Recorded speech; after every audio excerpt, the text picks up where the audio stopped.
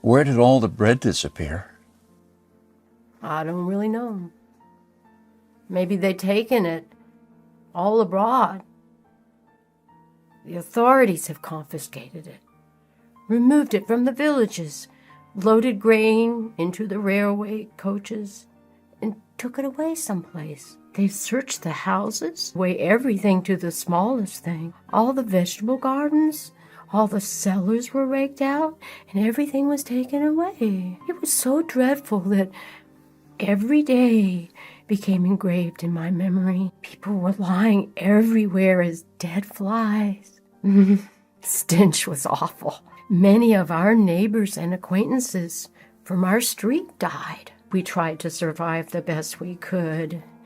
We collected grass, goosefoot, burdocks, rotten potatoes, and made pancakes, soups from putrid beans or nettles, and collected clay from the trees and ate it. Ate sparrows, pigeons, cats, and dogs. When there was still cattle, it was eaten first, and then the domestic animals. Some were even eating their own children. I would never have been able to eat my child. One of our neighbors came home when her husband, suffering from severe starvation, ate their own baby daughter. This woman went crazy. Another neighbor wrote a petition to the authorities. Here's just a paragraph. Please return the grain that you have confiscated from me. If you don't return it, I'll die. I'm 78 years old. I'm incapable of searching for food by myself. Of course, nobody cared. In a crisis, it's everyone for himself. Although, in many cases, families did still remain families. Just after the winter, when there was absolutely nothing to eat, my grandfather, together with his mother, went to the nearest town where the government had established a soup kitchen. Unfortunately, the 25-mile-long journey was too much for his mother. After just 5 miles, she couldn't walk anymore. My grandfather noted in his journal, Mother said, "Save yourself. Run to town." I turned back twice. I could not bear to leave my mother, but she begged and cried, and I finally went for good.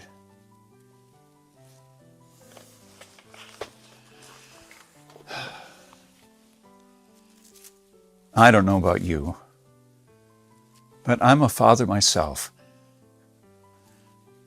And when I read this, I burst into tears. Please allow me to take a wild guess without you getting mad at me. Your life's not perfect, but at least you have a computer or a mobile device to view this on. Your fridge is probably half full. And while you have your problems, starvation is not one of them. And even though your job or retirement could be more enjoyable, you probably have enough money to at least get by. That's great. But make no mistake taking this for granted. History has shown us many times that it can all fly away in a split second. The biggest misstep that you can make right now is to think that this can never happen in America or to you. All that my grandfather and our ancestors who came here and formed America lived through would be in vain without lesson number 2. Those who cannot remember the past are condemned to repeat it. Call me old-fashioned, I don't care. But I completely believe in America and what our ancestors stood for. They all had a part in turning this land into one of the most powerful countries in the world. Many died and suffered before our creative mind found an ingenious solution to maybe a century-old problem. Believe it or not, our ancestors' skills are all covered in American blood. This is why these must be fought for and protected and handed on for them to do the same.